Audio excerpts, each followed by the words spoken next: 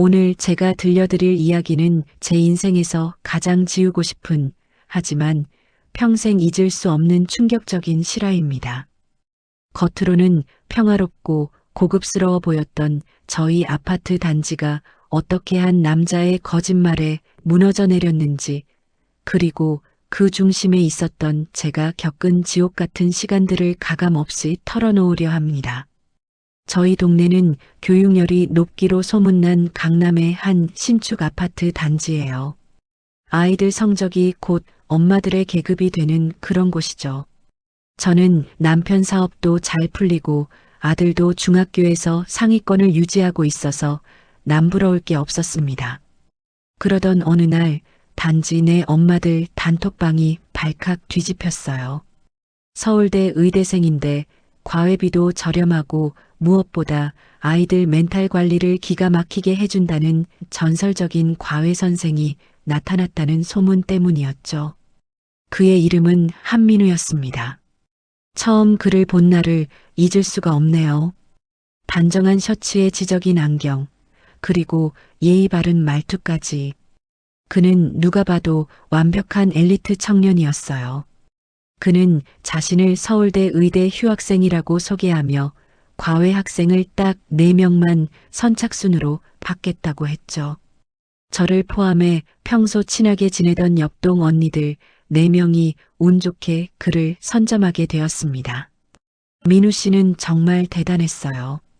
아이들 성적이 오르는 건 물론이고 사춘기 아들과 대화도 안 통하던 제 고민을 형처럼, 오빠처럼 들어주었죠. 엄마들 사이에서 민우 씨는 성인이나 다름없었습니다. 우리는 그를 선생님이라고 부르며 전적으로 신뢰하기 시작했어요. 하지만 그 신뢰가 비극의 시작이 될 줄은 꿈에도 몰랐습니다. 수업이 끝나고 나면 민우 씨는 자연스럽게 제 고민 상담을 해주곤 했어요. 사장님, 사모님 소리 들으며 콧대 높게 살던 저였지만 사실 속은 썩어 있었거든요. 남편은 밖으로만 돌고 집에서는 돈밖에 모르는 기계 같았죠. 그런데 민우 씨는 달랐습니다. 사모님, 오늘따라 안색이 안 좋으시네요. 혹시 마음고생하시는 일 있으세요? 라며 제 손을 살며시 잡는데 그 순간 심장이 멎는 줄 알았습니다. 처음에는 그냥 고마운 마음뿐이었어요. 그런데 어느 날 민우 씨가 아주 조심스럽게 말을 꺼내더군요. 사모님께만 드리는 말씀인데 사실 제가 서울대 교수님들이랑 같이 운영하는 비공개 투자 모임이 있어요. 수익률이 꽤 높은데 사모님도 참여해 보실래요? 라고요. 저는 의심조차 하지 않았습니다. 그동안 그가 보여준 성실함과 지적인 모습이 너무나 완벽했으니까요. 저는 남편 몰래 비상금으로 모아둔 5천만 원을 그에게 건넸습니다. 그런데 신기하게도 일주일 만에 500만 원이 이자로 들어오더라고요. 제 눈이 뒤집혔죠. 저는 더 큰 돈을 벌고 싶다는 욕심에 눈이 멀어버렸습니다. 아파트 담보대출까지 손을 대기 시작했어요. 그리고 그 과정에서 저만 그에게 투자한 게 아니라는 사실을 알게 되었습니다. 함께 과외를 받던 옆동 미니 엄마, 앞동 지영 엄마, 그리고 위층 연주 엄마까지. 우리 4명은 약속이라도 한 듯 민우 씨와 비밀스러운 관계를 맺고 있었어요. 낮에는 아이들 과외 선생님으로, 밤에는 우리들의 은밀한 연인으로, 그리고 우리의 전 재산을 관리해주는 자산운용가로 말이죠. 우리는 서로가 민우 씨와 어떤 관계인지 전혀 모른 채 각자의 집에서 그를 기다리며 행복한 상상에 빠져 있었습니다. 민우 씨는 정말 치밀했습니다. 4명의 여자를 완벽하게 속이기 위해 각기 다른 요일과 시간을 철저히 배분했죠. 그는 우리 모두에게 똑같은 말을 속삭였을 거예요. 사모님이 제 인생의 유일한 안식처예요. 이 돈 모아서 우리 나중에 멀리 떠나요. 같은 달콤한 거짓말들 말입니다. 저는 그가 제 미래를 책임져 줄 구세주라고 굳게 믿었습니다. 그러던 어느 날 평소처럼 민우 씨에게 전화를 걸었는데 전원이 꺼져 있더군요. 처음에는 바빠서 그런가 보다 했어요. 그런데 하루가 지나고 이틀이 지나도 연락이 닿지 않았습니다. 불안한 마음에 민우 씨가 살고 있다던 오피스텔로 찾아갔죠. 하지만 그곳에는 이미 경찰들이 들이닥쳐 있었고 저처럼 넋이 나간 표정으로 서 있는 미니 엄마와 지영 엄마를 마주하게 되었습니다. 우리는 서로의 얼굴을 보며 본능적으로 깨달았습니다. 우리가 모두 한 남자에게 처참하게 이용당했다는 사실을요. 경찰의 말은 더욱 충격적이었습니다. 한민우라는 이름은 가짜였고 서울대 의대생이라는 신분도 전부 위조된 것이었습니다. 그는 이미 수차례 사기 전과가 있는 전문 사기꾼이었죠. 그가 우리 4명에게서 갈취한 금액만 도합 18억 원에 달했습니다. 하늘이 무너지는 것 같았습니다. 돈도 돈이지만 그 남자에게 내준 제 마음과 육체가 갈기갈기 찢기는 기분이었어요. 미니 엄마는 그 자리에서 주저앉아 통곡을 했고 연주 엄마는 혼절에 응급실로 실려갔습니다. 우리 4명의 아줌마는 같은 아파트 단지에서 서로 얼굴도 못 본 채 고개를 숙이고 살아야 하는 처지가 되었죠. 하지만 이건 시작에 불과했습니다. 돈이 사라진 걸 안 남편들의 분노와 깨져버린 가정의 평화, 그리고 이 모든 사실을 알게 된 아이들의 상처까지 우리가 치러야 할 대가는 너무나 가혹했습니다. 경찰 수사가 진행될수록 민우 씨의 실체는 더욱 추악하게 드러났습니다. 그는 우리뿐만 아니라 다른 지역에서도 비슷한 수법으로 수십억을 가로챈 상태였죠. 도대체 그는 지금 어디에 있는 걸까요? 우리가 건넨 그 수많은 돈을 들고 어디서 비웃고 있을까요? 저는 매일 밤 잠을 이루지 못하고 그 남자의 흔적을 쫓기 시작했습니다. 그리고 며칠 뒤 제 휴대폰으로 모르는 번호의 문자 메시지 한 통이 도착했습니다. 그 문자를 확인한 저는 온몸의 피가 거꾸로 솟는 기분을 느꼈습니다. 과연 그 문자의 내용은 무엇이었을까요? 그리고 우리 4명의 운명은 앞으로 어떻게 될까요? 이어지는 이야기에서 그 소름 끼치는 진실을 계속 말씀드리겠습니다. 그 문자의 내용은 짧았지만 강렬했습니다. 사모님, 저 찾으시느라 고생 많으시네요. 그런데 경찰에 신고하신 건 좀 서운하네요. 제가 가지고 있는 사모님 영상들, 남편분이 보시면 뭐라고 하실까요? 라는 글과 함께 짧은 영상 파일 하나가 첨부되어 있었습니다. 심장이 입 밖으로 튀어나올 것 같았습니다.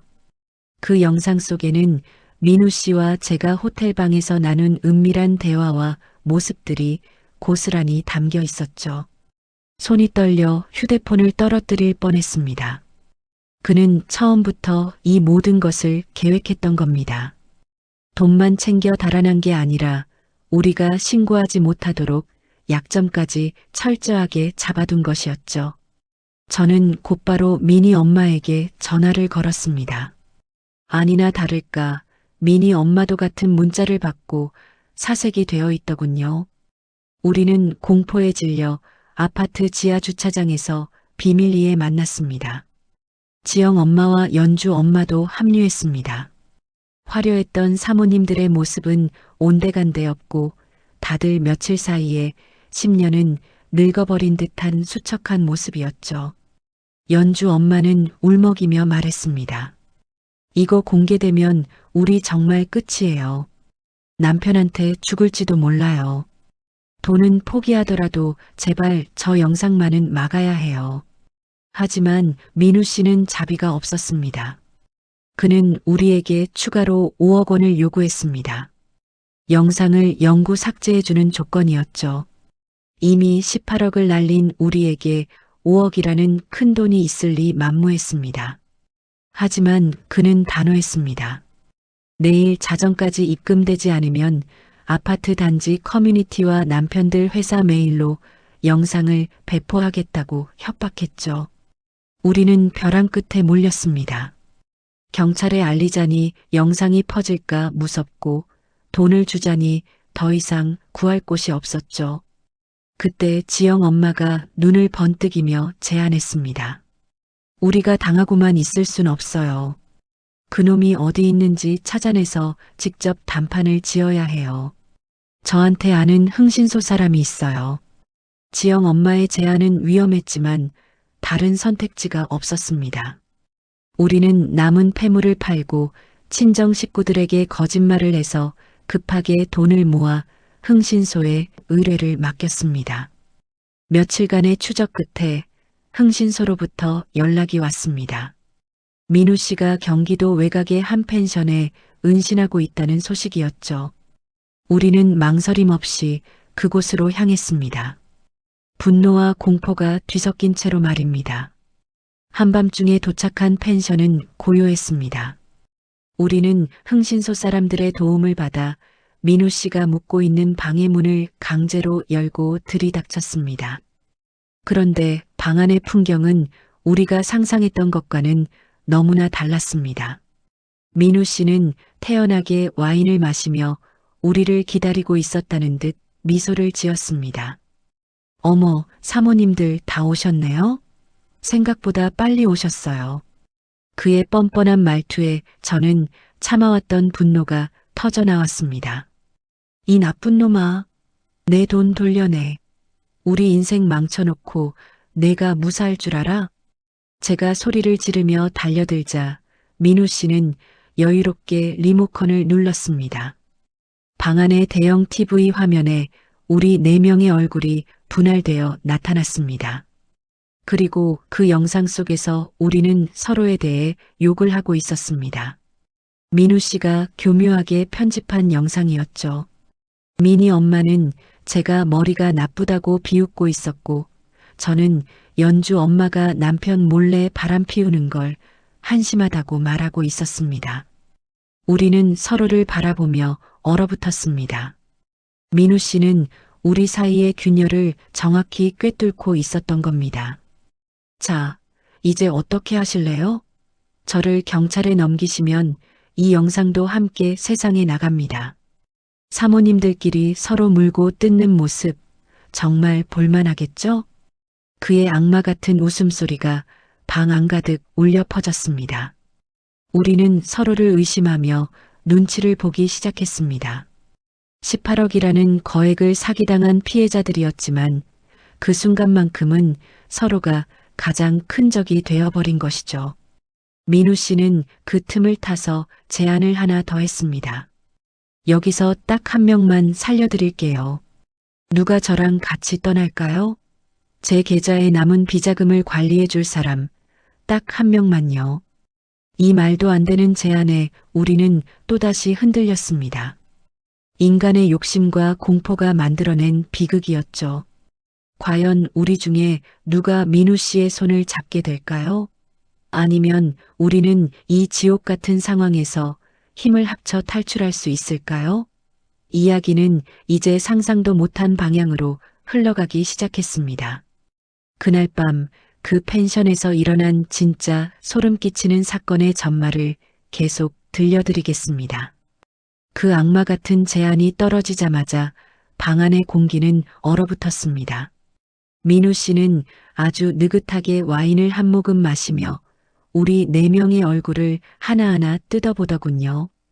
저는 설마 했어요. 우리 4사람이 그동안 나눈 정이 있고 같이 아이들을 키우며 쌓아온 세월이 있는데 저런 말도 안 되는 유혹에 넘어갈 리 없다고 믿었습니다. 하지만 제 믿음은 단 1분도 지나지 않아 처참하게 깨져버렸습니다. 가장 먼저 입을 연 건 위층 연주 엄마였어요. 평소에 고상한 척은 혼자 다 하던 여자였는데 갑자기 민우 씨 발치로 달려가 무릎을 꿇더군요. 선생님, 아니 민우 씨, 제가 갈게요. 저 사실 남편이랑 이혼 서류 도장 찍기 직전이에요. 그 돈 제가 다 관리해 드릴 수 있어요. 저 아시잖아요. 꼼꼼한 거. 연주 엄마의 돌발 행동에 우리 모두는 충격에 빠졌습니다. 미니 엄마가 소리를 질렀습니다. 언니, 지금 제정신이에요? 우리 다 같이 죽게 생겼는데 혼자 살겠다고요? 그러자 연주 엄마가 뒤를 돌아보며 악에 받친 목소리로 쏘아붙였습니다. 너야말로 입 조심해. 아까 영상 못 봤어? 내가 나 뒷조사하고 다니면서 아파트에 소문낸 거 내가 모를 줄 알아? 너 때문에 내 인생이 어떻게 됐는데. 순식간에 펜션 거실은 아수라장이 되었습니다. 지영 엄마까지 가세해서 서로의 치부를 들춰내기 시작했죠. 누구네 남편이 바람을 피우네. 누구네 집은 빚만 수억이네 하면서 말이에요. 민우 씨는 그 광경을 보며 소리내어 웃기 시작했습니다. 정말 가관이네요, 사모님들. 이게 바로 당신들의 진짜 모습이에요. 우아한 척, 고결한 척 하더니 결국 돈 앞에서는 짐승이랑 다를 게 없잖아요. 저는 그 모습을 보며 소름이 돋았습니다. 민우 씨는 단순한 사기꾼이 아니었어요.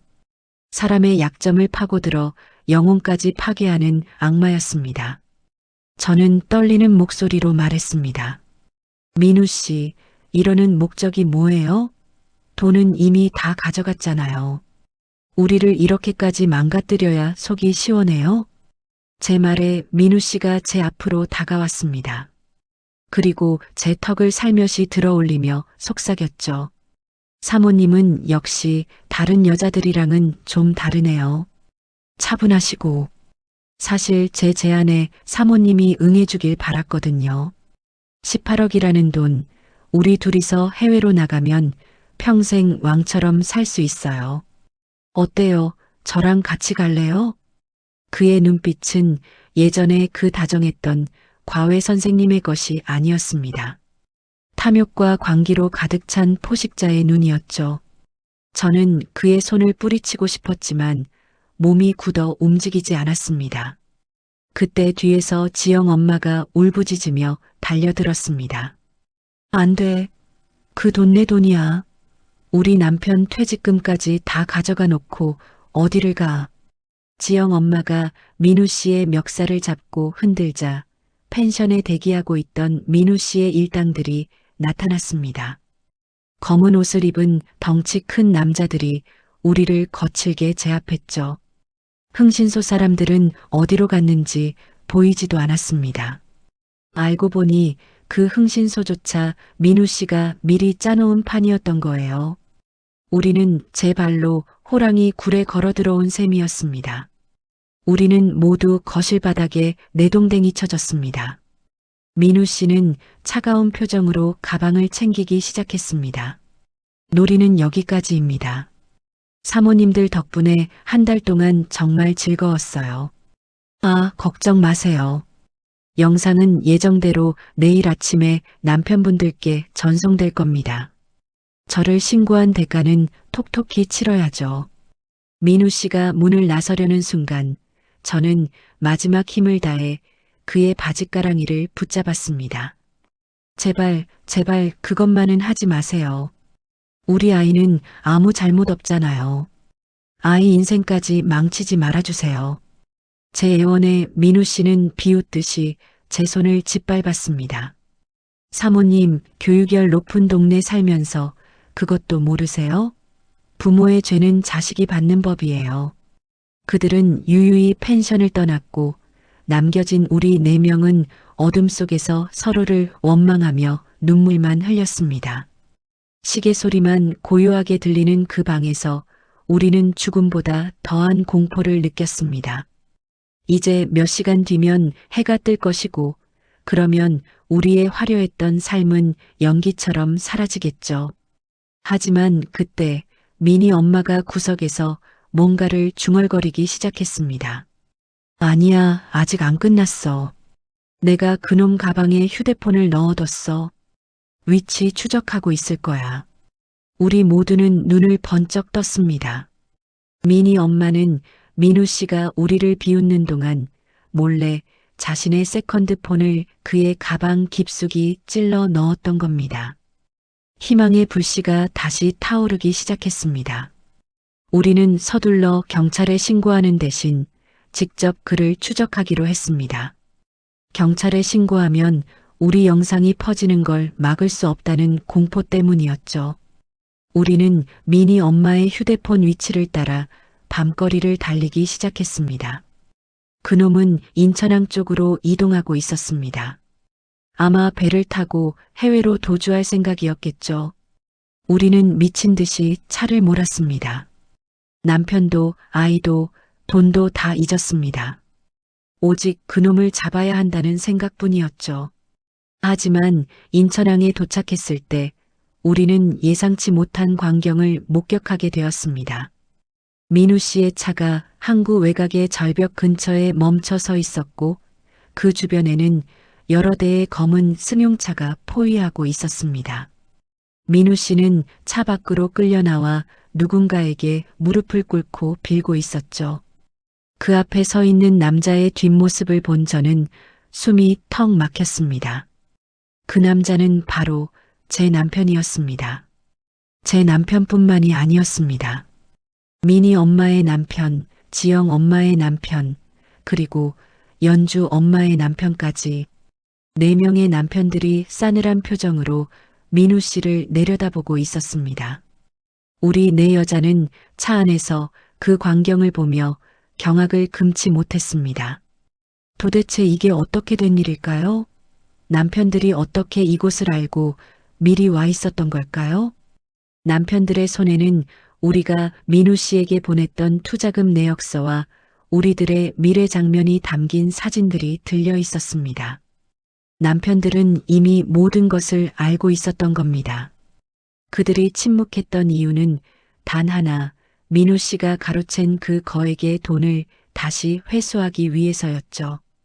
분위기는 펜션에서보다 훨씬 더 험악했습니다. 남편들은 민우 씨를 벼랑 끝으로 몰아세웠습니다. 돈 어디에 숨겼어? 당장 말해. 제 남편의 목소리는 제가 15년 동안 알던 다정한 목소리가 아니었습니다. 짐승을 사냥하는 사냥꾼의 목소리였죠. 민우 씨는 피투성이가 된 채 살려달라고 빌고 있었습니다. 우리는 차마 차 밖으로 나갈 수 없었습니다. 우리가 나가는 순간 우리와 민우 씨의 관계가 남편들 앞에서 공식적으로 확인되는 꼴이었으니까요. 하지만 상황은 점점 극단적으로 치닫고 있었습니다. 남편 중 한 명이 품 안에서 번쩍이는 무언가를 꺼내 들었거든요. 그 순간 저는 깨달았습니다. 오늘 밤 이곳에서 누군가는 죽어야만 이 연극이 끝날 것이라는 사실을요.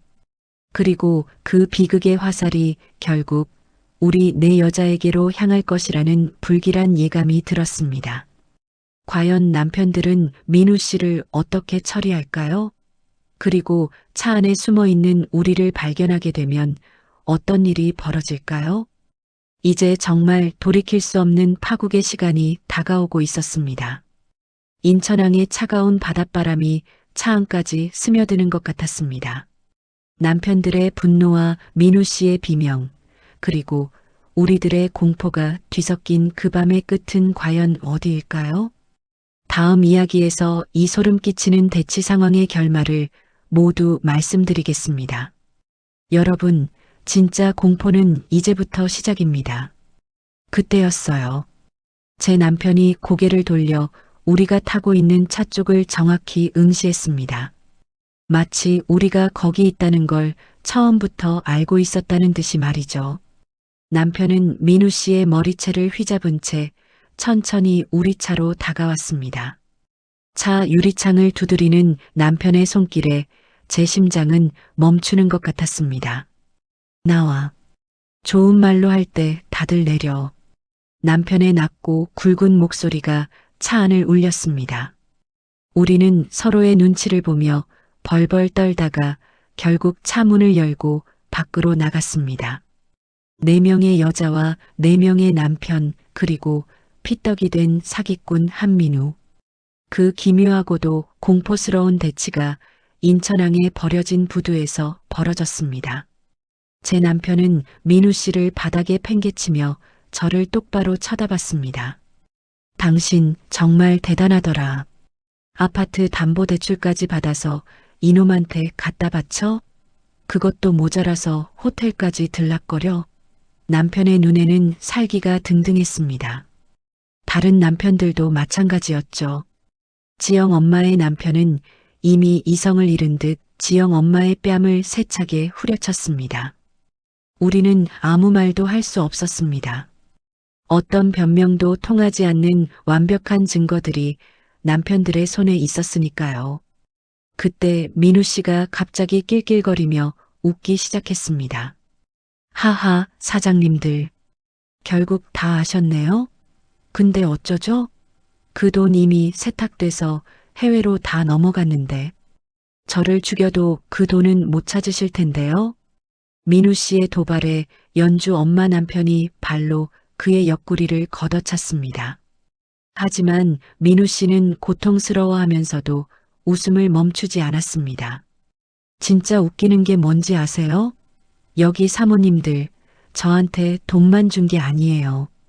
당신들 뒷담화를 얼마나 신나게 했는지 알면 아마 기절하실걸요? 누구는 잠자리가 형편없네. 누구는 입냄새가 나네 하면서 말이에요. 그 말에 남편들의 얼굴이 험악하게 일그러졌습니다. 민우 씨는 죽음을 앞둔 상황에서도 우리 사이를 이간질하며 즐기고 있었습니다. 상황은 최악으로 치달았습니다. 돈을 찾지 못할 거라는 절망감과 배신당했다는 분노가 남편들을 광기로 몰아넣었죠. 그때 제 남편이 제안을 하나 했습니다. 좋아, 돈은 못 찾는다고 치자. 그럼 이놈은 우리가 직접 처리한다. 그리고 당신들도 선택해. 여기서 이놈이랑 같이 바다에 빠질 건지 아니면 우리가 시키는 대로 할 건지. 우리는 겁에 질려 고개를 끄덕일 수밖에 없었습니다. 남편들이 시키는 대로 하겠다는 건 앞으로 평생 노예처럼 살겠다는 선언이나 다름없었죠. 하지만 죽음의 공포 앞에서는 그 어떤 조건도 달콤하게 느껴졌습니다. 남편들은 민우 씨의 몸에 무거운 돌덩이를 매달기 시작했습니다. 안 돼. 신고할 거야. 경찰에 신고할 거라고. 민우 씨가 비명을 질렀지만 주변에는 아무도 없었습니다. 그가 우리를 협박할 때 썼던 그 고립된 장소가 이제는 자신의 무덤이 되어가고 있었죠. 우리는 그 끔찍한 광경을 눈 하나 깜빡이지 못하고 지켜봐야 했습니다. 민우 씨가 바다로 던져지기 직전 그는 마지막으로 저를 쳐다보며 입모양으로 무언가를 말했습니다. 저는 그 입모양을 분명히 읽을 수 있었습니다. 끝난 게 아니야라는 말이었죠. 첨벙 소리와 함께 민우 씨는 검은 바닷속으로 사라졌습니다. 부두에는 정적만이 감돌았습니다. 남편들은 아무 일도 없었다는 듯 손을 털고 일어섰습니다. 자, 이제 집으로 가자고. 우리 집안의 수치를 깨끗이 씻어냈으니 이제 새로운 규칙으로 살아야지. 제 남편의 말에 우리는 좀비처럼 남편들의 차에 올라탔습니다. 집으로 돌아오는 길 저는 생각했습니다. 정말 이게 끝일까? 18억이라는 돈과 내 여자의 인생을 송두리째 앗아간 사기꾼이 저렇게 허무하게 사라진 게 맞을까? 그리고 남편들은 왜 경찰에 신고하지 않고 사적 복수를 택했을까? 집에 도착하자마자 남편은 저를 서재로 불렀습니다. 그리고 책상 위에 서류 한 장을 내밀었죠. 재산 포기 각서와 아이 양육권 포기 각서였습니다. 당신은 오늘부터 이 집에서 유령으로 사는 거야. 내가 시키는 것만 하고 내가 주는 밥만 먹어. 만약 토를 달거나 도망치려 하면 그날 밤의 영상을 전국에 뿌려버릴 테니까. 저는 그날 이후로 창살 없는 감옥에 갇힌 신세가 되었습니다. 미니 엄마, 지영 엄마, 연주 엄마도 사정은 비슷했습니다. 우리는 아파트 단지에서 마주칠 때마다 서로의 눈을 피했습니다. 우리의 우정은 피로 얼룩진 비밀 속에 묻혀버렸죠. 그런데 일주일 뒤 죽은 줄만 알았던 민우 씨에게서 다시 문자가 왔습니다. 사모님, 바닷물은 생각보다 따뜻하더라고요. 이제 진짜 게임을 시작해 볼까요? 저는 경악했습니다. 분명히 돌덩이를 매달아 바다에 던지는 걸 제 눈으로 봤는데 어떻게 그가 살아있을 수 있는 걸까요? 그리고 그 문자와 함께 도착한 사진 한 장은 저를 더욱 충격에 빠뜨렸습니다. 그 사진 속에는 제 남편과 민우 씨가 어느 카페에서 다정하게 악수를 하며 웃고 있는 모습이 담겨 있었습니다. 모든 것이 조작된 것이었습니다. 민우 씨의 사기극도, 남편들의 복수극도, 심지어 민우 씨의 죽음까지도 전부 짜인 각본이었던 겁니다. 남편들과 민우 씨는 처음부터 한패였습니다. 그들의 진짜 목적은 18억이 아니었습니다. 더 크고 추악한 무언가가 숨겨져 있었죠. 도대체 그들은 무엇을 위해 이런 잔인한 연극을 벌인 걸까요? 우리 네 여자는 왜 재물이 되어야만 했을까요? 저는 이제 제 남편의 정체가 무서워지기 시작했습니다. 그리고 그날 밤 바다에 던져진 것은 민우 씨가 아니라 우리의 인간성이었다는 사실을 깨달았습니다. 이 소름 끼치는 음모의 실체는 무엇일까요? 그리고 저는 이 감옥 같은 집에서 어떻게 탈출해야 할까요? 이야기는 이제 상상도 할 수 없는 반전을 향해 달려갑니다.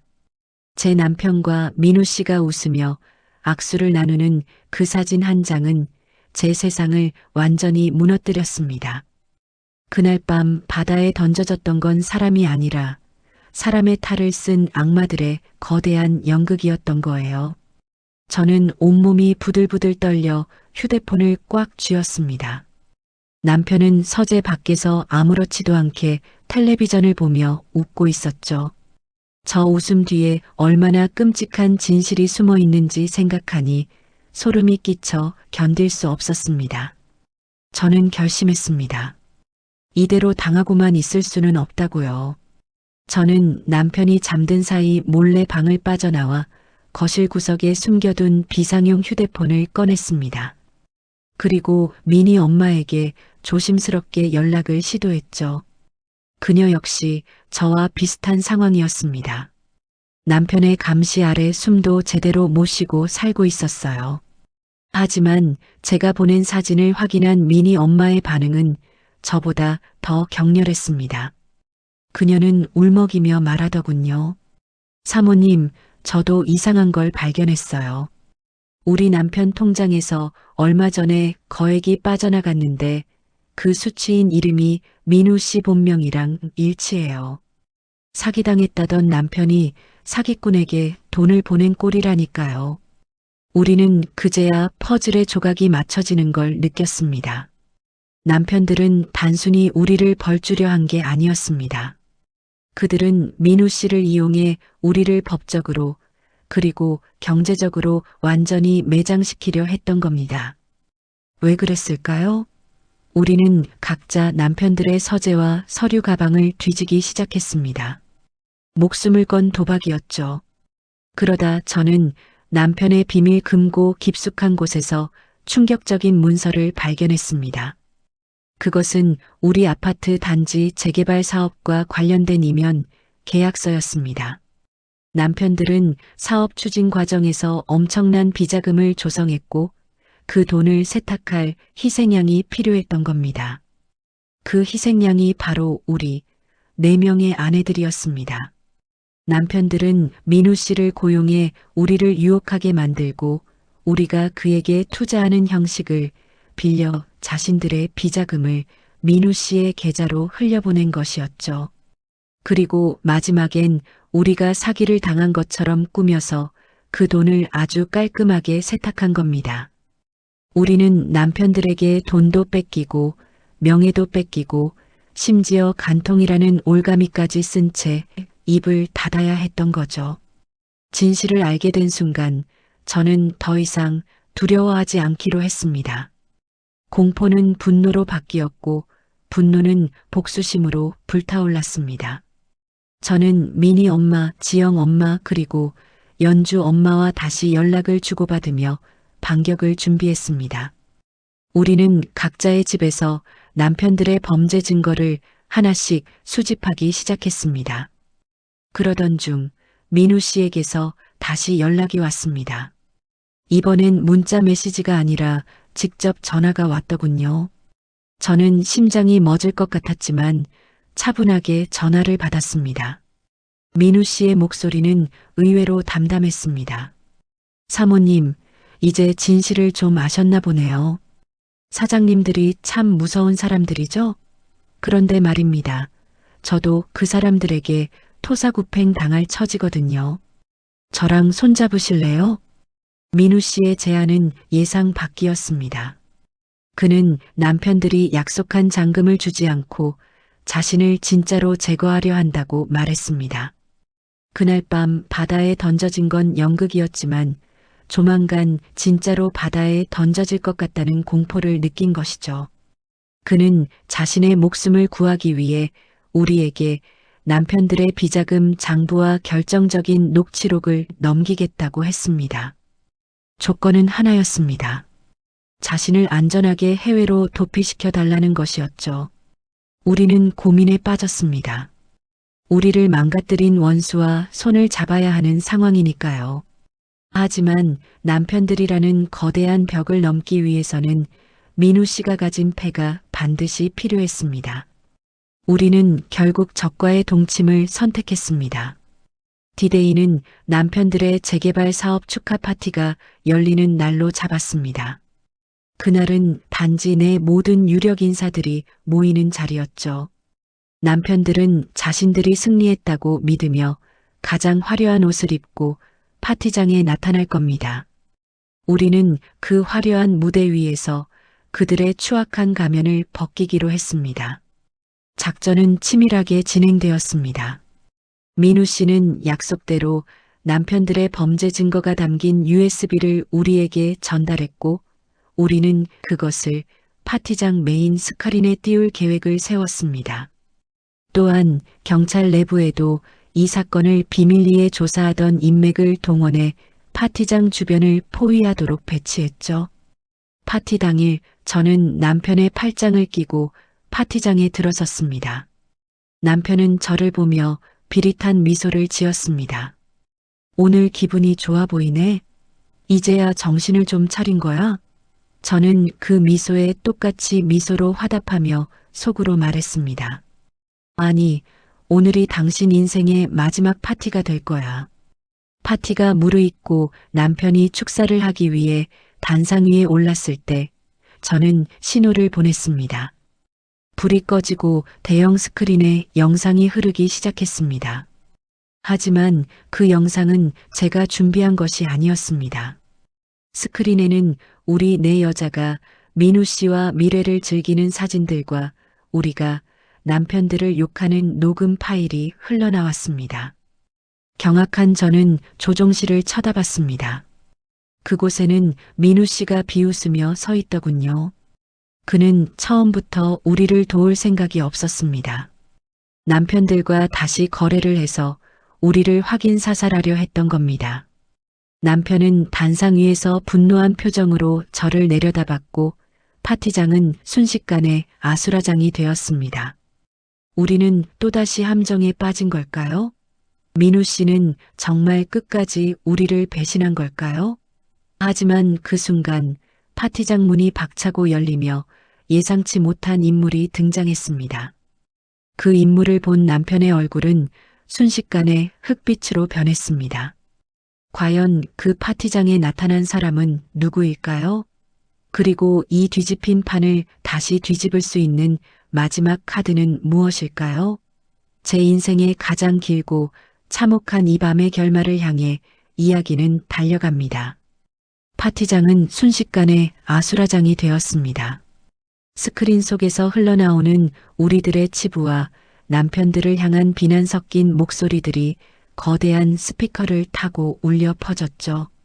남편은 단상 위에서 승리자의 미소를 지으며 저를 내려다보았습니다. 그 미소는 너희 같은 여자들이 감히 우리를 이기려 했느냐는 조롱이 가득 섞여 있었죠. 저는 무대 중앙에 서서 온몸으로 그 치욕을 받아내야 했습니다. 연주 엄마는 바닥에 주저앉아 얼굴을 가렸고 미니 엄마는 비명을 지르며 민우 씨가 있는 조종실로 뛰어갔습니다. 하지만 바로 그 순간 거대한 파티장의 정문이 거칠게 열렸습니다. 수십 명의 검은 양복을 입은 사람들이 들이닥쳤고 그 중심에는 중년의 여성이 서 있었습니다. 그녀를 본 제 남편의 얼굴은 순식간에 흑빛이 되었습니다.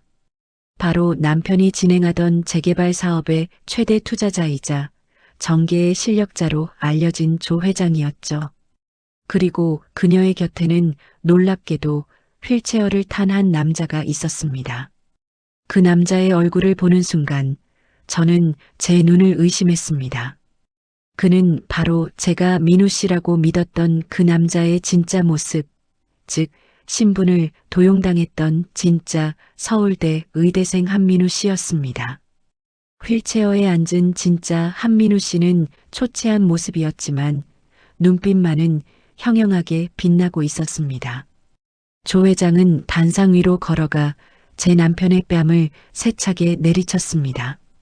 그리고 마이크를 잡고 차갑게 말했습니다. 김 사장, 당신이 내 돈을 빼돌리기 위해 이런 추잡한 연극을 벌였다는 걸 내가 모를 줄 알았나? 이 가짜 한민우라는 놈이랑 짜고 당신 아내들을 이용해 비자금을 세탁했다는 증거, 여기 다 있어. 조 회장의 손짓에 따라 파티장의 스크린이 다시 바뀌었습니다. 이번에는 우리들의 불륜 영상이 아니라 남편과 가짜 민우 씨가 비밀 안가에서 비자금 장부를 정리하며 낄낄거리는 영상이 선명하게 흘러나왔습니다. 남편이 가짜 민우 씨에게 애들 엄마들 적당히 꼬셔서 돈 세탁하고 나중에 사고로 위장해서 처리해라고 말하는 음성까지 고스란히 담겨 있었죠. 그렇습니다. 제가 준비했던 USB는 사실 가짜였습니다. 저는 민우 씨가 저를 배신할 것을 미리 알고 있었습니다. 아니, 정확히 말하면 저는 민우 씨가 남편과 한패라는 사실을 처음부터 의심하고 있었습니다. 그래서 저는 민우 씨에게 접근하는 척하면서 남편의 뒤를 캐고 있던 조 회장 측과 비밀리에 손을 잡았던 것입니다. 가짜 민우 씨는 조종실에서 도망치려 했지만 이미 배치되어 있던 형사들에게 벌미를 잡혔습니다.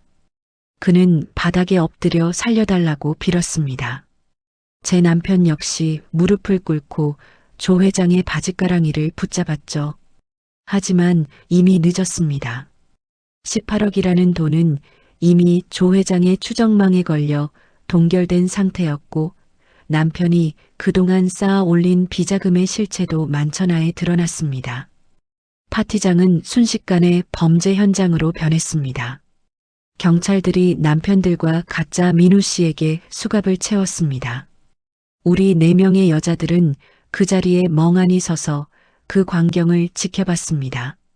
승리도 패배도 아닌 허무함만이 우리를 감싸 안았습니다. 돈과 욕망, 그리고 거짓된 사랑이 만들어낸 이 화려한 지옥이 드디어 끝을 맺는 순간이었죠. 남편이 연행되어 가면서 저를 향해 소리를 질렀습니다. 너 이 독한 년, 내가 어떻게 나한테 이럴 수 있어.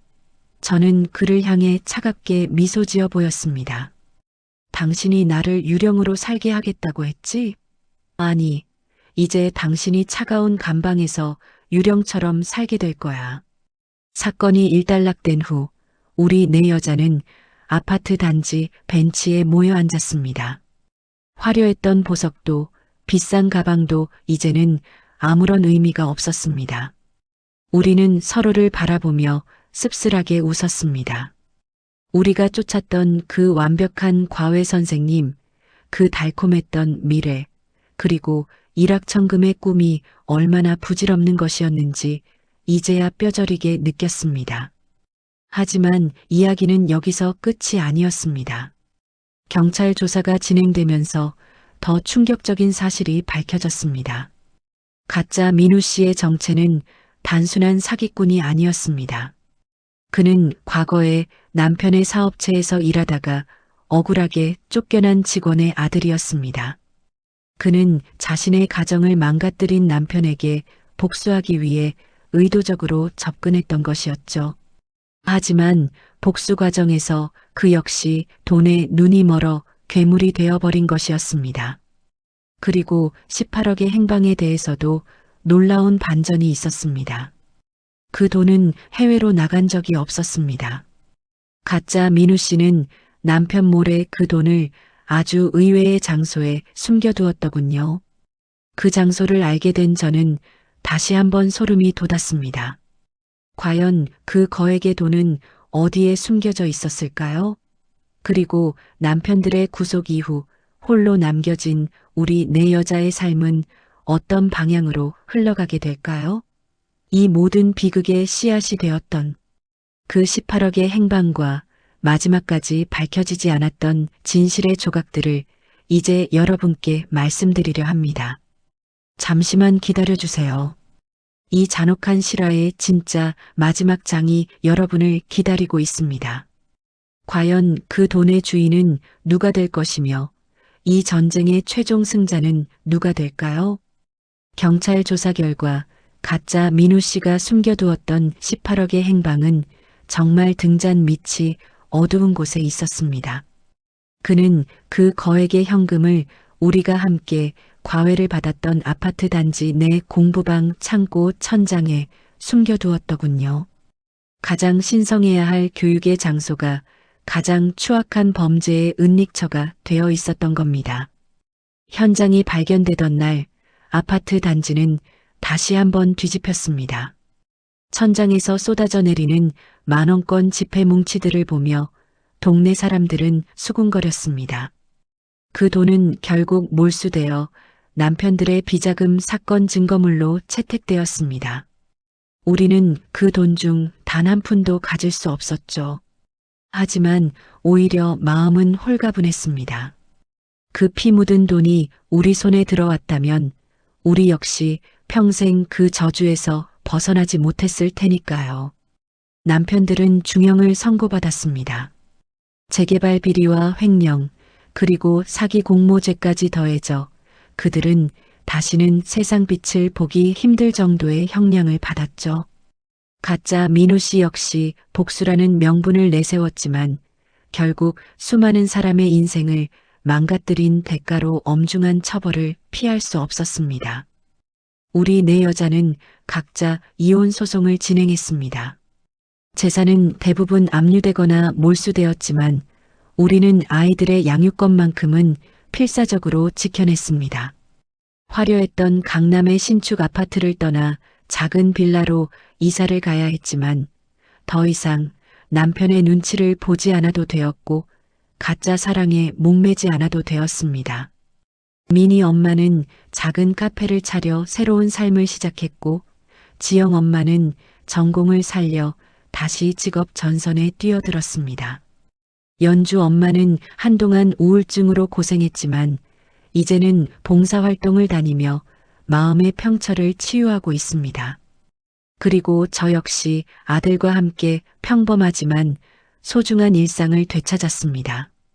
가끔 아파트 단지를 지나갈 때면 그 화려한 건물들이 얼마나 위태로운 모래성 위에 세워져 있었는지 생각하게 됩니다. 겉모습만 번지르르한 서울대 과외 선생님에게 현혹되었던 우리들의 허영심, 그리고 돈을 위해서라면 가족까지 이용했던 남편들의 탐욕. 그 모든 것들이 어우러져 만들어낸 이 비극은 우리 사회의 어두운 단면을 그대로 보여주는 것 같아 가슴이 아픕니다. 얼마 전 교도소에 있는 남편에게서 편지 한 통이 왔습니다. 용서해달라는 말과 함께 사실은 아직 제가 모르는 비밀이 하나 더 있다는 내용이었습니다. 그는 편지 끝머리에 그날 밤 바다에 던져진 건 민우가 아니라 내가 믿었던 또 다른 진실이야라는 의미심장한 말을 남겼습니다. 저는 그 편지를 읽고 한참을 생각에 잠겼습니다. 아직 제가 알지 못하는 진실이 더 남아있는 걸까요? 아니면 이것 또한 저를 흔들기 위한 남편의 마지막 발악인 걸까요? 하지만 저는 더 이상 과거에 얽매이지 않기로 했습니다. 진실이 무엇이든 저는 이제 제 발로 땅을 딛고 서서 저만의 인생을 살아갈 준비가 되었으니까요. 오늘 제 긴 사연을 들어주신 애청자 여러분, 여러분은 지금 누군가를 완벽하게 믿고 계신가요? 혹은 눈앞의 화려함에 눈이 멀어 진짜 소중한 것을 놓치고 있지는 않으신가요? 제 이야기가 여러분께 작은 경종이 되었기를 바랍니다. 제 사연은 여기서 끝이 나지만 저의 진짜 삶은 이제부터 시작입니다. 그동안 이 지옥 같은 시간을 견딜 수 있게 응원해 주신 많은 분께 감사의 인사를 전합니다. 그리고 만약 여러분의 주변에 너무나 완벽한 누군가가 나타난다면 한 번쯤은 의심해 보세요. 그 완벽함 뒤에 숨겨진 날카로운 칼날을 말입니다. 그럼 저는 이만 물러가겠습니다. 여러분의 삶에는 부디 거짓 없는 진실만이 가득하기를 진심으로 기원합니다. 들어주셔서 감사합니다.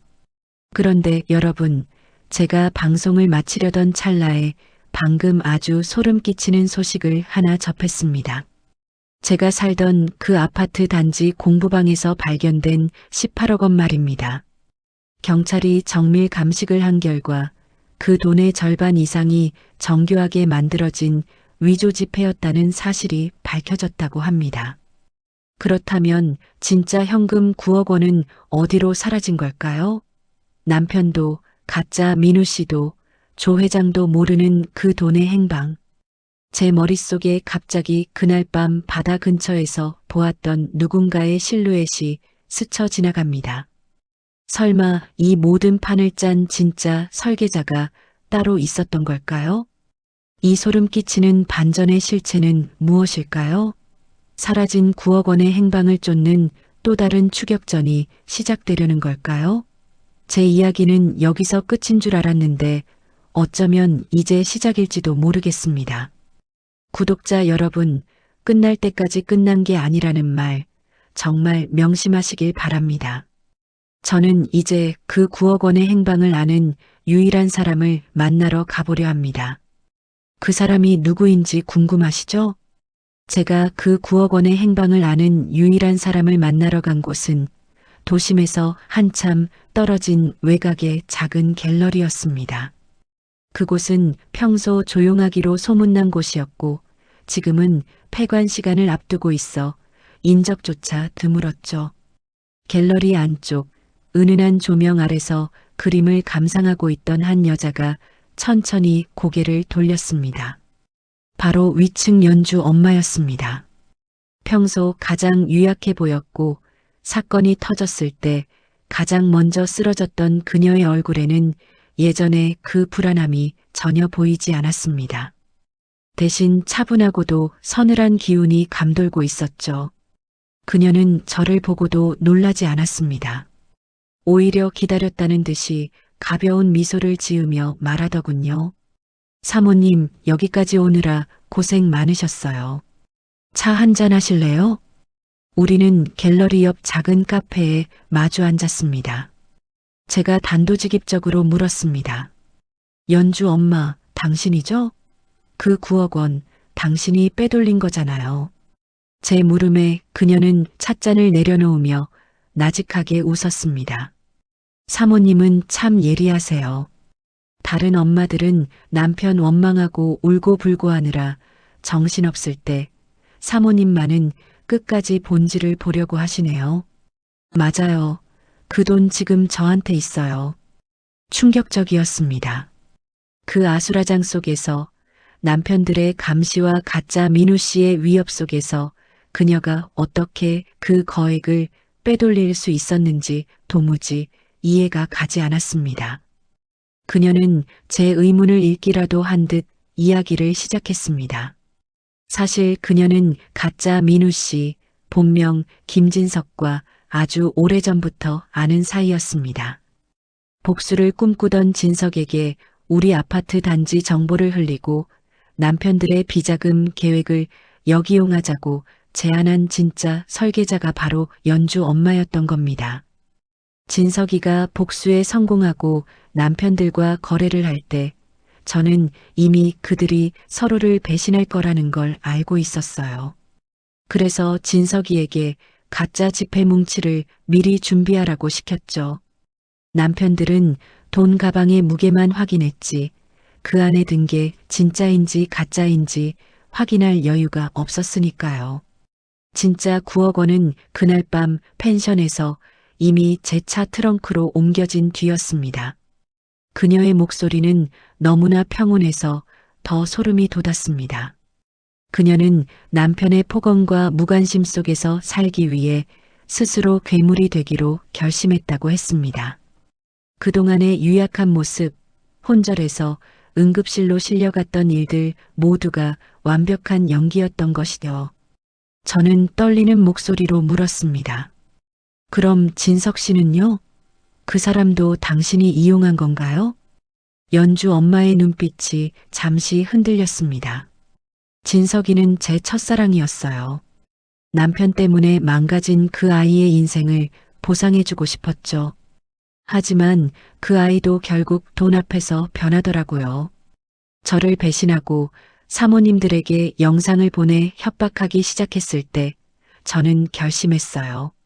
진석이도 함께 버리기로요. 그날 밤 부두에서 남편들이 나타난 것도 사실은 제가 제보한 거였답니다. 모든 의문이 풀렸습니다. 남편들이 어떻게 그렇게 정확한 타이밍에 나타날 수 있었는지, 가짜 민우 씨가 왜 그렇게 허무하게 당했는지 말입니다. 그녀는 남편들과 진석이를 한자리에 몰아넣고 서로 파멸하게 만든 뒤 자신은 유유히 거액을 챙겨 빠져나온 유일한 생존자였습니다. 사모님, 제가 왜 이 사실을 사모님께 말씀드리는지 궁금하시죠? 그녀가 제 손을 살며시 잡았습니다. 사모님도 저와 비슷하잖아요. 남편에게 이용당하고 상처받고 하지만 끝까지 살아남으려고 발버둥 치는 그 모습. 저 이 돈 가지고 멀리 떠날 거예요. 사모님도 같이 가실래요? 이 지긋지긋한 과거 다 지워버리고 우리끼리 새 출발하는 거예요. 제안은 달콤했습니다. 9억 원이라는 돈이면 아이와 평생 걱정 없이 살 수 있을 테니까요. 하지만 저는 그녀의 눈 뒤에 숨겨진 또 다른 어둠을 보았습니다. 그녀는 이미 자신의 목적을 위해 사랑하는 사람까지 사지로 몰아넣은 사람이었습니다. 그녀와 함께 간다면 저 역시 언젠가는 그녀의 또 다른 희생양이 될지도 모른다는 공포가 엄습했습니다. 저는 천천히 제 손을 뺐습니다. 아니요, 저는 여기 남을게요. 제 죄는 여기서 다 치르고 갈 거예요. 그 돈 당신이 가져가세요. 하지만 기억하세요. 그 돈 위에 얼마나 많은 사람의 눈물이 맺혀 있는지. 당신이 어디를 가든 그 그림자가 당신을 따라다닐 겁니다. 제 말에 연주 엄마는 서늘한 미소를 지으며 일어섰습니다. 역시 사모님답네요. 아쉬워요. 정말 좋은 파트너가 될 수 있었을 텐데. 그럼 전 이만 실례할게요. 다시는 만날 일이 없기를 바라죠. 그녀는 우아한 걸음걸이로 갤러리를 빠져나갔고 잠시 뒤 고가 외제차의 엔진 소리가 멀어지는 것이 들렸습니다. 저는 홀로 남은 카페에서 한참 동안 창밖을 바라보았습니다. 이제 정말 모든 것이 끝났습니다. 남편도 사기꾼도 그리고 마지막 반전을 안겨준 동료 엄마도 모두 사라졌습니다. 제 손에 남은 것은 아무것도 없었지만 이상하게도 마음만은 그 어느 때보다 가벼웠습니다. 진실이라는 것이 이토록 차갑고도 투명한 것임을 저는 이제야 알게 되었습니다. 며칠 뒤 뉴스에서 해외로 출국하려던 한 여성이 공항에서 긴급 체포되었다는 소식이 들려왔습니다. 그녀의 가방에서는 거액의 현금과 위조된 여권이 발견되었다고 하더군요. 연주 엄마였습니다. 그녀가 믿었던 마지막 도피로조차 누군가의 제보에 의해 차단된 것이었죠. 제보자가 누구인지는 밝혀지지 않았지만 저는 짐작할 수 있었습니다. 아마도 감옥에 있는 남편 중 한 명이 끝까지 그녀의 뒤를 쫓고 있었던 것이겠죠. 결국 그 18억 원은 그 누구의 손에도 들어가지 못했습니다. 욕망의 끝은 이렇게나 허무하고도 잔인했습니다. 저는 이제 정말 평범한 일상으로 돌아가려 합니다. 아침에 일어나 아이를 학교에 보내고 정직하게 일해서 번 돈으로 소박한 저녁 식사를 준비하는 삶. 누군가에게는 지루해 보일지 몰라도 저에게는 이것이 기적이자 구원입니다. 애청자 여러분, 긴 이야기의 마침표를 찍을 시간이 왔네요. 사람들은 말합니다. 인생은 한 편의 드라마라고요. 하지만 현실은 드라마보다 훨씬 더 복잡하고 잔혹합니다. 제가 겪은 이 일들이 누군가에게는 그저 흥미로운 가십거리에 불과할지도 모르지만 저에게는 뼈를 깎는 고통의 시간이었습니다. 혹시 지금 이 순간에도 욕망이라는 덫에 걸려 비틀거리고 계신 분이 있다면 부디 제 이야기를 떠올려 주세요. 가장 달콤한 유혹 뒤에는 가장 치명적인 독이 숨어 있다는 사실을 말입니다. 그리고 진짜 행복은 남들의 부러움을 사는 화려함 속에 있는 것이 아니라 내 곁을 지켜주는 사람들의 진실한 눈빛 속에 있다는 것을 잊지 마세요. 그동안 제 사연을 숨죽여 들어주신 모든 분께 진심으로 감사드립니다. 여러분의 삶에는 부디 이런 모진 풍파가 비껴가기를, 그리고 언제나 평온함이 함께하기를 기도하겠습니다. 저는 이제 평범한 엄마의 모습으로 한 아이의 든든한 버팀목으로 씩씩하게 살아가겠습니다. 이야기의 끝은 또 다른 시작이라고 하죠. 저의 새로운 시작을 여러분도 응원해 주실 거죠?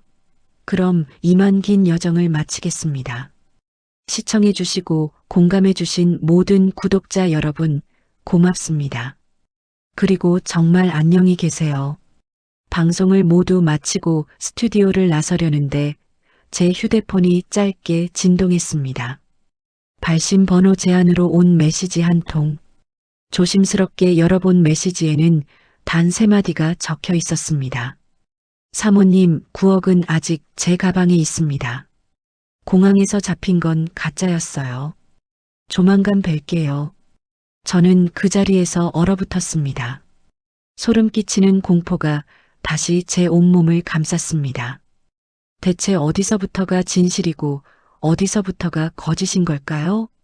연주 엄마, 그녀의 목소리가 귓가에 들리는 듯 했습니다. 이야기는 아직 끝나지 않았습니다.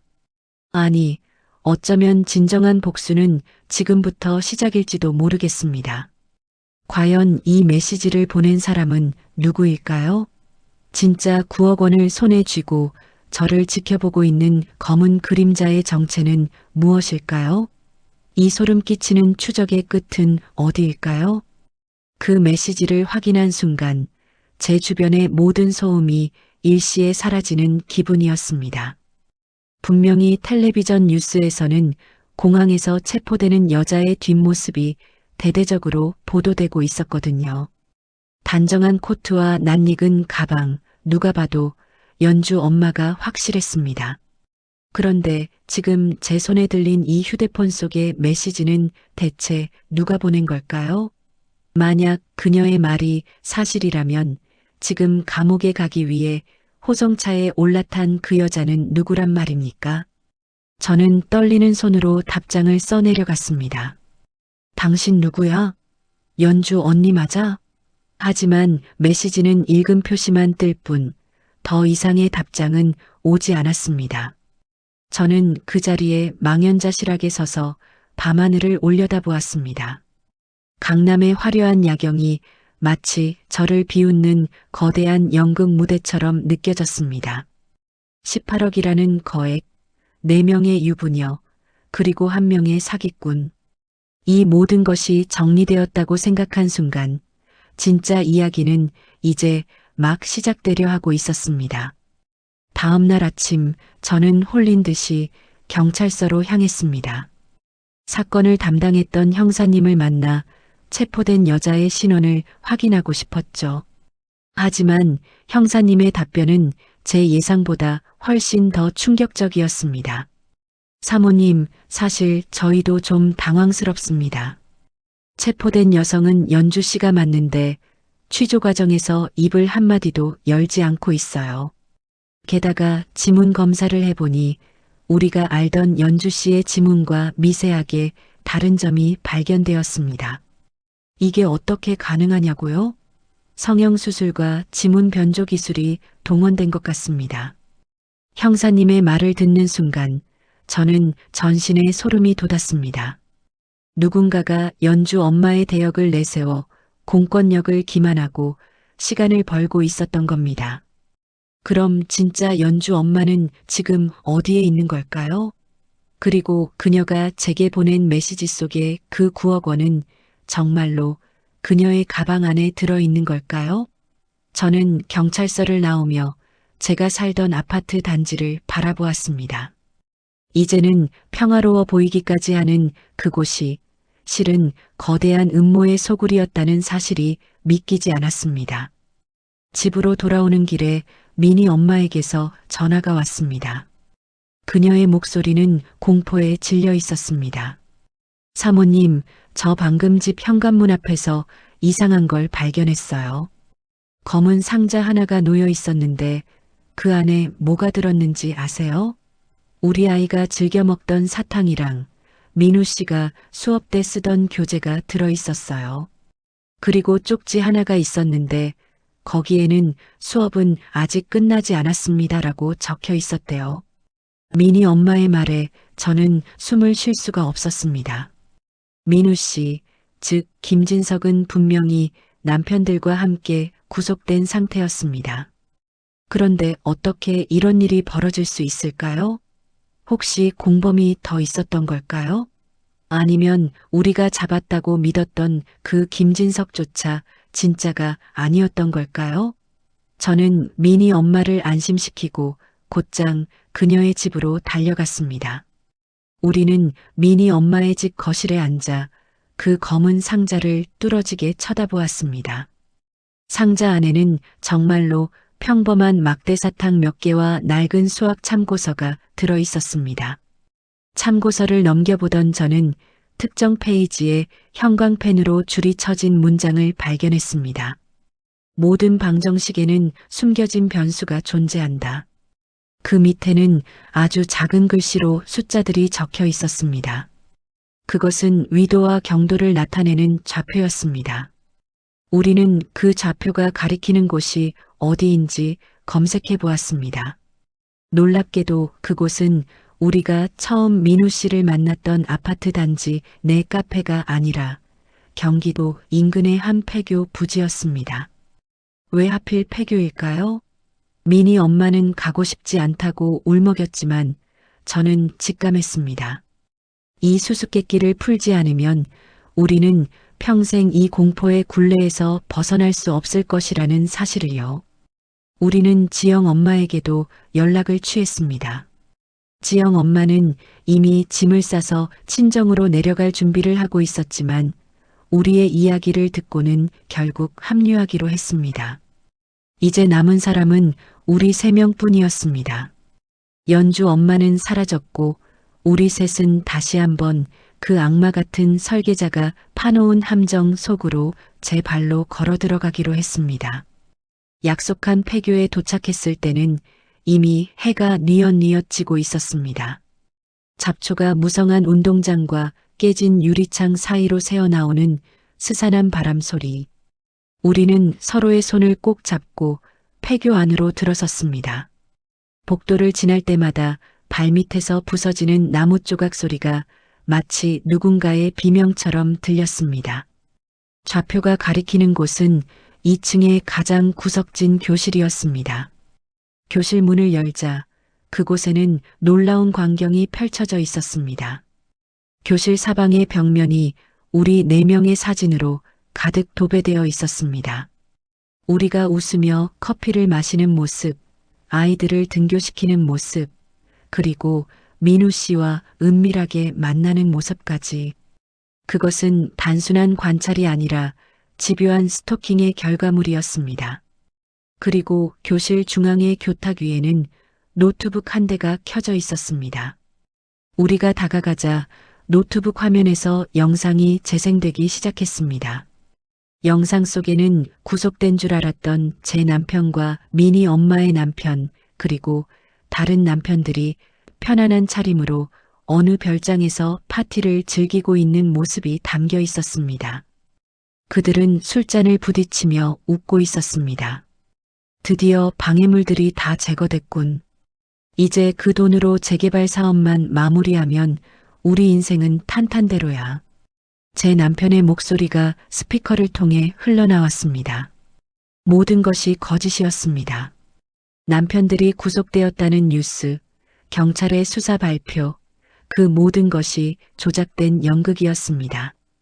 남편들은 자신들의 범죄를 덮기 위해 가짜 체포 영상을 만들고 언론을 매수하여 우리를 안심시켰던 겁니다. 그리고 그 중심에는 여전히 민우 씨와 연주 엄마가 있었습니다. 연주 엄마가 제게 보낸 메시지는 구조 요청이 아니라 우리를 이 폐교로 유인하기 위한 미끼였던 것이죠. 그때 교실 문이 서서히 닫히며 잠기는 소리가 들렸습니다. 그리고 스피커에서 익숙한 목소리가 들려왔습니다. 사모님들, 수업 시간에 늦으셨네요. 오늘 배울 내용은 배신의 대가입니다. 민우 씨의 목소리였습니다. 그는 교실 천장에 설치된 스피커를 통해 우리를 조롱하고 있었습니다. 우리는 필사적으로 문을 두드렸지만 문은 꿈쩍도 하지 않았습니다. 창문에는 이미 두꺼운 철창이 덧대어져 있었죠. 그때 벽면에 설치된 대형 스크린에 연주 엄마의 모습이 나타났습니다. 그녀는 의자에 묶인 채 입이 막혀 있었고 그녀의 뒤에는 시한폭탄처럼 보이는 장치가 깜빡거리고 있었습니다. 자, 이제 선택의 시간입니다. 민우 씨가 말을 이었습니다. 9억 원이 든 가방은 연주 씨 발밑에 있습니다. 그 돈을 가지고 탈출할지 아니면 연주 씨를 구하고 빈손으로 나갈지 결정하세요. 아, 참고로 시간은 딱 10분 드립니다. 우리는 경악했습니다. 이것은 단순한 돈 문제가 아니었습니다. 사람의 목숨을 담보로 한 잔인한 게임이었죠. 지영 엄마는 울면서 소리쳤습니다. 그냥 돈 가지고 나가면 안 돼요? 어차피 연주 언니도 우리 배신했잖아요. 미니 엄마는 아무 말도 못하고 덜덜 떨기만 했습니다. 저는 연주 엄마의 눈을 바라보았습니다. 스크린 속 그녀의 눈에는 공포와 함께 미안함이 서려 있었습니다. 저는 생각했습니다. 우리가 여기서 돈을 선택한다면 우리는 저 악마들과 다를 게 무엇일까? 하지만 9억이라는 돈이 있다면 이 지옥 같은 상황을 한 방에 해결할 수도 있지 않을까? 제 머릿속에서 수만 가지 생각이 소용돌이쳤습니다. 시간은 무정하게 흘러 5분밖에 남지 않았습니다. 과연 우리는 어떤 선택을 하게 될까요? 돈일까요? 아니면 우정일까요? 아니, 그 이전에 우리는 이 폐교에서 살아서 나갈 수 있을까요? 남편들의 거대한 음모와 민우 씨의 잔혹한 게임, 그리고 사라진 9억 원의 진실. 이 모든 것이 얽히고 설킨 폐교에서의 10분이 시작되었습니다. 다음 이야기에서 이 숨막히는 선택의 결과를 들려드리겠습니다. 여러분이라면 어떤 선택을 하시겠습니까? 돈입니까? 사람입니까? 아니면 제3의 길입니까? 시간은 4분 30초를 가리키고 있었습니다. 빨간 숫자가 깜빡일 때마다 제 심장도 함께 쪼여오는 것 같았습니다. 스크린 속 연주 언니의 눈물은 이제 뺨을 타고 흘러내려 목덜미를 적시고 있었죠. 지영 엄마는 여전히 돈 가방이 있는 쪽을 힐끗거리며 망설이고 있었고 미니 엄마는 아예 바닥에 주저앉아 머리를 감싸쥐고 있었습니다. 저는 교탁 위에 놓인 노트북을 미친 듯이 뒤지기 시작했습니다. 민우 씨가 이 영상을 송출하고 있다면 어딘가에 통신 신호가 있을 것이고 그 신호를 역추적하면 문을 열 수 있는 코드를 찾을 수 있을지도 모른다는 희망 때문이었죠. 하지만 저는 기계에 대해 잘 모르는 평범한 주부일 뿐이었습니다. 복잡한 프로그래밍 언어들이 화면을 메우고 있을 뿐 제가 할 수 있는 건 아무것도 없었습니다. 그때 제 뇌리를 스치는 기억 하나가 있었습니다. 민우 씨가 예전에 아들 과외를 할 때 했던 말이 떠올랐습니다. 가장 복잡한 암호의 열쇠는 의외로 가장 가까운 곳에 있습니다. 특히 추억과 관련된 숫자들이 힘이 세죠. 저는 민우 씨가 우리에게 준 참고서를 다시 집어들었습니다. 형광펜이 쳐진 문장, 그리고 그 밑에 좌표들.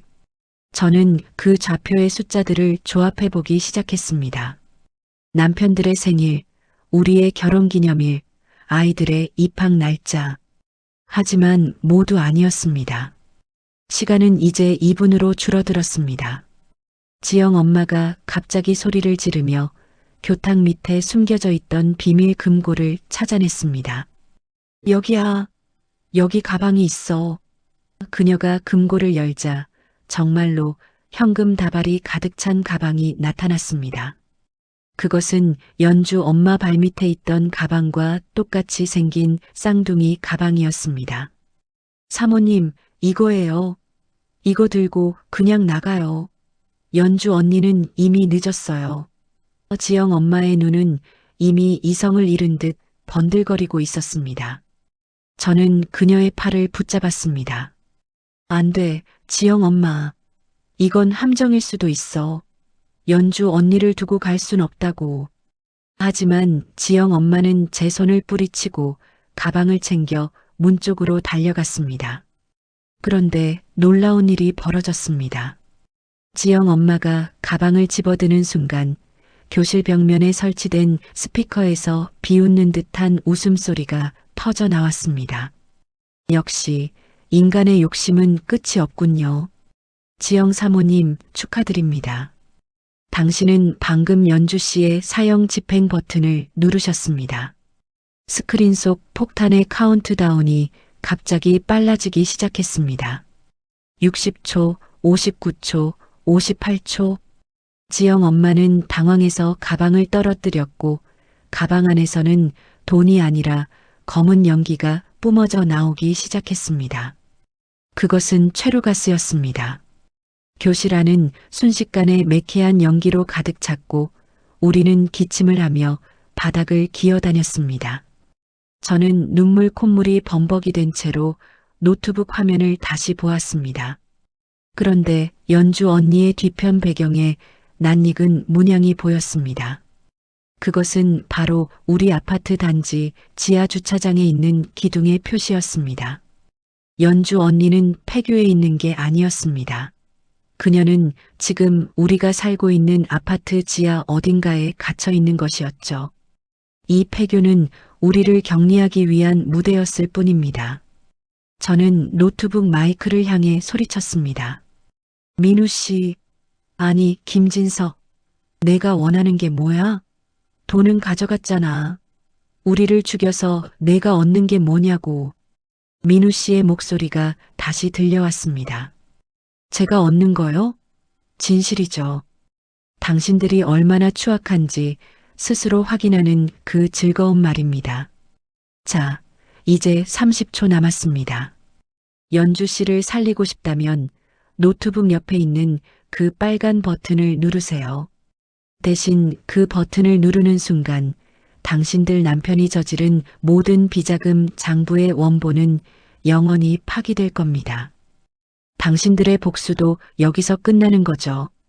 복수냐, 사람의 목숨이냐. 민우 씨는 끝까지 잔인한 선택지를 내밀었습니다. 남편들을 감옥에 보낼 수 있는 유일한 증거를 포기해야만 연주 언니를 살릴 수 있다는 뜻이었습니다. 저는 망설임 없이 빨간 버튼으로 손을 뻗었습니다. 남편들에 대한 복수보다 함께 울고 웃었던 연주 언니의 목숨이 더 소중했으니까요.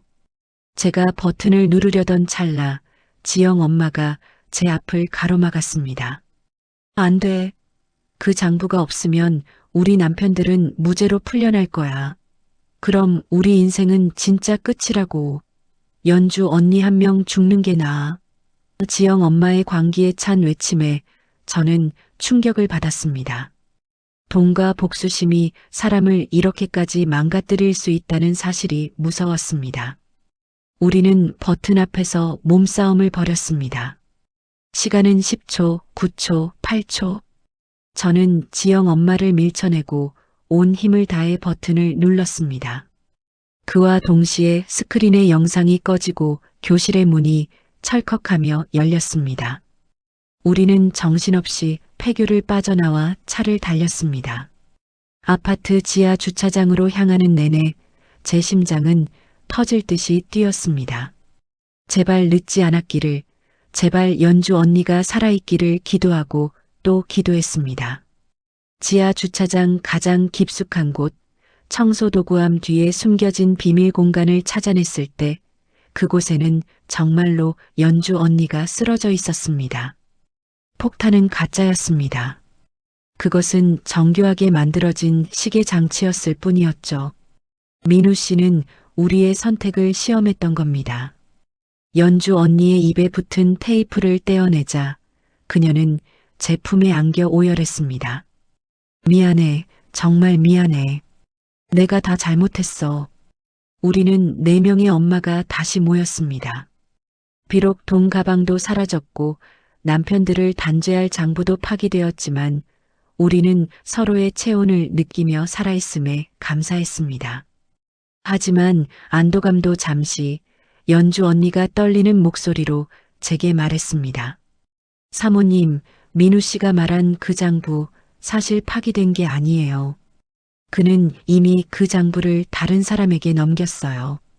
장부를 넘겨받은 사람, 그 사람이 누구인지 듣는 순간 저는 다시 한번 얼어붙고 말았습니다. 그 사람은 바로 지금까지 우리를 도와주는 척하며 곁을 지켰던 흥신소 사장도 조 회장도 아닌 제 아들의 과외 학생 중 한 명의 아버지이자 검찰 실세인 오 검사였습니다. 그렇습니다. 이 모든 연극은 남편들의 비자금 장부를 손에 넣어 그들을 협박하고 재개발 이권을 가로채려는 더 높은 권력자의 각본이었던 겁니다. 민우 씨는 그 권력자의 사냥개였을 뿐이었죠. 우리는 이제 더 거대하고 위험한 소용돌이 속으로 빨려 들어가고 있었습니다. 밤 공기는 차가웠지만 우리의 눈빛은 그 어느 때보다 단단해졌습니다. 이제 우리는 단순히 피해자가 아니라 이 판을 짠 설계자들의 목을 겨누는 사냥꾼이 되기로 결심했습니다. 9억 원은 사라졌지만 우리에게는 서로라는 마지막 무기가 남아 있었습니다. 다음 이야기에서 이 거대 권력을 향한 내 엄마의 처절하고도 위대한 반격을 계속해 나가겠습니다. 여러분, 진짜 전쟁은 이제 시작입니다. 끝까지 지켜봐 주십시오. 그날 밤 우리 4명은 연주 언니의 집 지하 비밀 창고에 모였습니다. 아파트 단지는 평온했지만 우리의 마음속에서는 거센 폭풍이 몰아치고 있었죠. 오 검사. 그 이름 석 작아주는 압박감은 대단했습니다. 그는 남편들의 비자금 장부를 손에 쥐고 재개발 사업의 지분을 넘겨받기 위해 우리 남편들을 압박하고 있을 것이 뻔했습니다. 연주 언니가 조심스럽게 입을 열었습니다. 사실 민우 씨가 저를 가두기 전에 귓속말로 속삭였어요. 오 검사가 모든 것을 가지게 두지 말라고요. 민우 씨도 결국 오 검사에게 버림받을 거라는 걸 알고 있었던 것 같아요. 그래서 저에게 마지막 패를 하나 알려줬어요. 그 패라는 것은 바로 오 검사의 치명적인 약점이 담긴 영상이었습니다. 오 검사가 재개발 업체로부터 뇌물을 받는 장면이 찍힌 블랙박스 영상이었죠. 그 영상은 지금 오 검사의 내연녀가 운영하는 한 네일샵의 비밀 금고에 보관되어 있다고 했습니다. 우리는 그 영상을 찾아내야만 했습니다. 그래야만 남편들도, 오 검사도, 그리고 이 지옥 같은 연극도 끝낼 수 있을 테니까요. 하지만 문제가 있었습니다. 그 네일샵은 24시간 보안 시스템이 가동되는 곳이었고, 오 검사의 부하들이 수시로 드나드는 곳이었습니다. 평범한 주부인 우리가 그곳에 잠입해 영상을 훔쳐낸다는 것은 불가능에 가까웠죠. 그때 미니 엄마가 눈을 번뜩이며 말했습니다. 우리가 잘하는 게 있잖아요. 사모님 소리 들으면서 대접받는 거. 제가 그 네일샵의 VIP 고객이 될게요. 그리고 여러분이 각자 역할을 맡아주세요. 우리의 작전은 이랬습니다. 미니 엄마가 가장 화려하게 꾸미고 네일샵에 들어가 직원들의 시선을 끄는 동안 지영 엄마는 샵 근처에서 망을 보고 저와 연주 언니는 건물 뒤편의 환기구를 통해 잠입하는 것이었습니다. 무모해 보였지만 다른 방법이 없었습니다. 작전 당일 우리는 각자 맡은 위치로 흩어졌습니다. 미니 엄마는 수천만 원어치의 명품을 두르고 도도하게 네일샵으로 들어섰습니다. 여기서 제일 비싼 관리로 예약했는데요. 오늘 기분이 좀 별로라 조용한 방에서 받고 싶네요. 그녀의 연기는 완벽했습니다.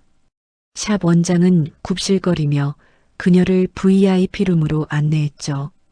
그 사이 저와 연주 언니는 건물 뒷담을 넘어 환기구 쪽으로 다가갔습니다. 좁고 어두운 통로를 기어가며 저는 수없이 되뇌었습니다. 아이를 위해서다. 우리 인생을 되찾기 위해서다. 먼지와 거미줄로 가득한 환기구를 지나 마침내 원장실 천장에 도착했습니다. 천장 틈새로 내려다본 원장실에는 한 여자가 심각한 표정으로 전화 통화를 하고 있었습니다. 오 검사의 내연녀였습니다. 아니, 그 영상은 안전하다니까요. 걱정 마세요. 검사님 사업 마무리될 때까지만 잘 가지고 있을게요. 그녀가 전화를 끊고 금고 비밀번호를 누르는 순간 저는 모든 번호를 하나하나 머릿속에 새겼습니다. 482190. 그녀가 방을 나간 뒤 우리는 조심스럽게 천장에서 내려왔습니다. 가슴이 터질 듯이 뛰었지만 손은 떨리지 않았습니다. 금고 번호를 누르자 철컥하는 소리와 함께 문이 열렸습니다. 그 안에는 여러 개의 USB와 서류 뭉치가 들어 있었습니다.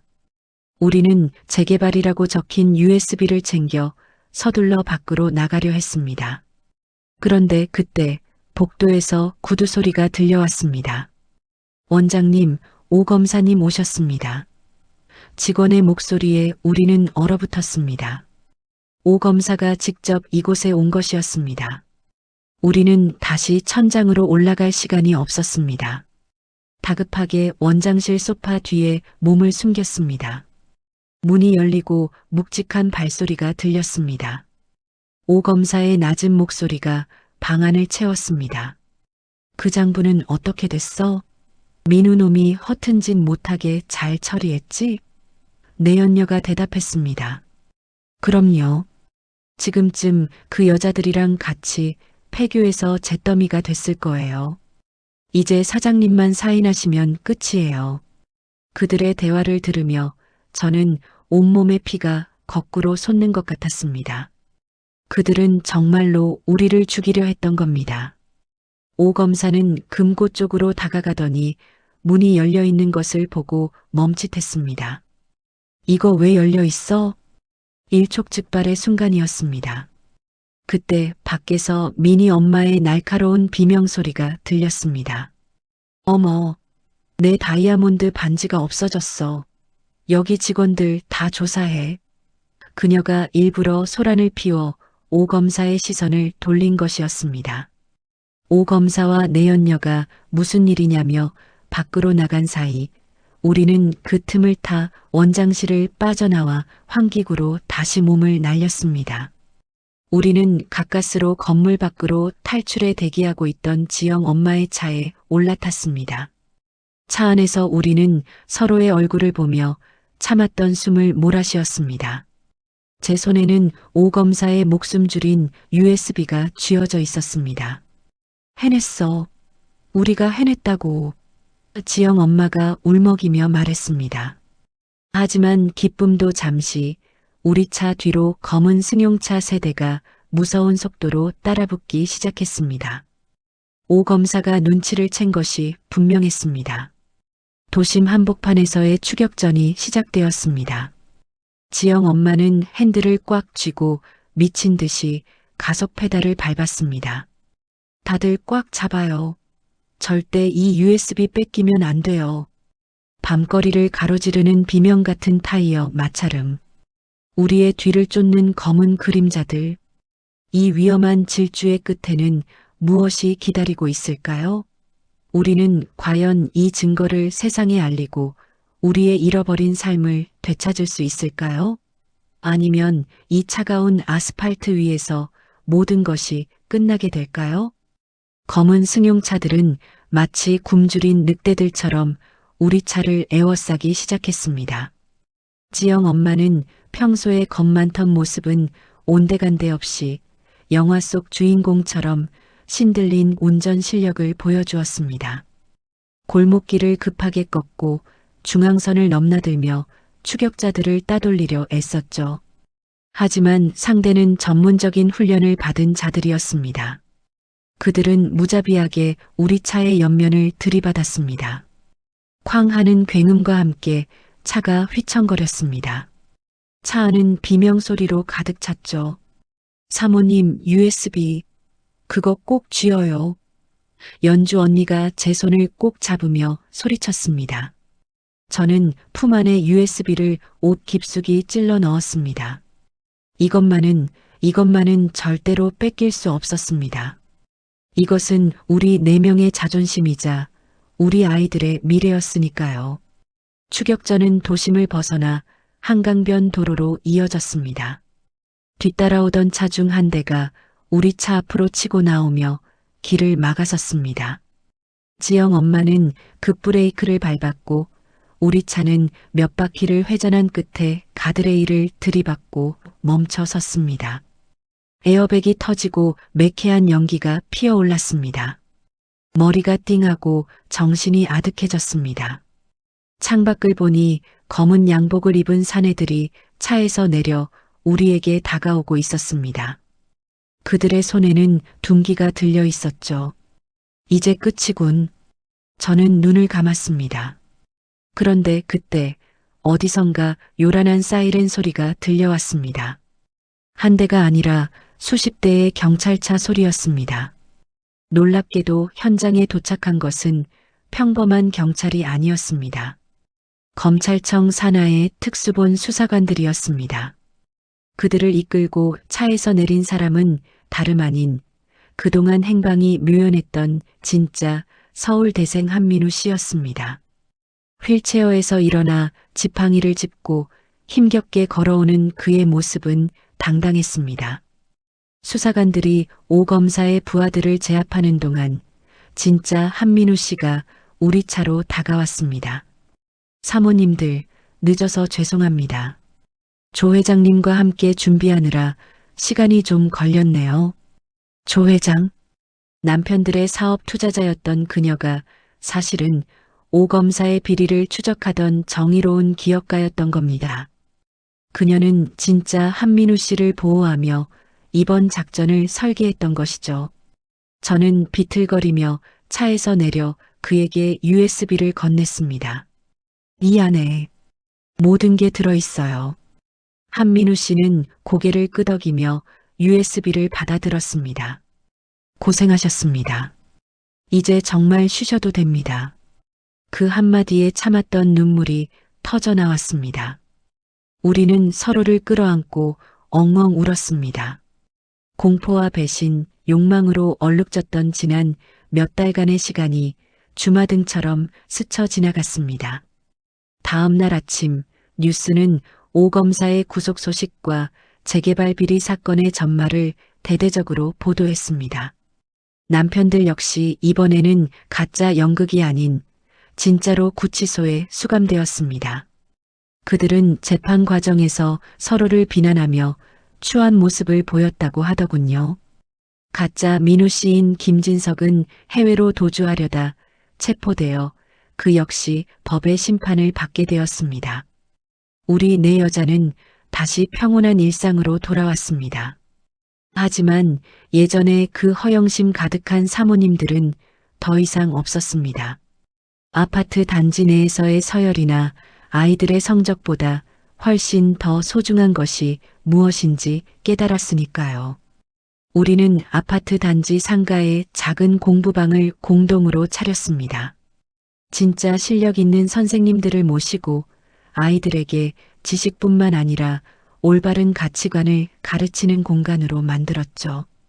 연주 언니는 상담 치료를 받으며 마음의 병을 고쳤고 미니 엄마와 지영 엄마도 각자의 삶에서 진정한 행복을 찾아가고 있습니다.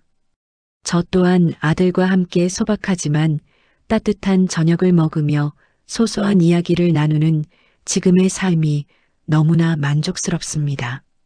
18억이라는 돈은 우리에게 오지 않았지만 우리는 그보다 더 값진 우정과 진실을 얻었습니다. 오늘 제 긴 이야기를 끝까지 들어주신 애청자 여러분, 정말 감사합니다. 제 사연이 마치 영화 같다고 말씀하시는 분들이 많으시네요. 하지만 이것은 우리 주변 어디에나 존재할 수 있는 욕망의 덫에 대한 이야기입니다. 여러분의 곁에 있는 평범한 행복을 절대 가볍게 여기지 마세요. 그리고 누군가 너무나 완벽한 모습으로 여러분을 유혹한다면 그 이면에 숨겨진 그림자를 한 번쯤은 의심해 보시길 바랍니다. 제 이야기는 여기서 정말 마침표를 찍으려 합니다. 하지만 우리의 삶은 내일도 계속되겠죠. 부디 여러분의 내일은 오늘보다 더 진실하고 행복하기를 진심으로 기원합니다. 지금까지 사연을 읽어드린 저는 평범하지만 아주 단단해진 한 엄마였습니다. 여러분 모두 행복하세요. 안녕히 계세요.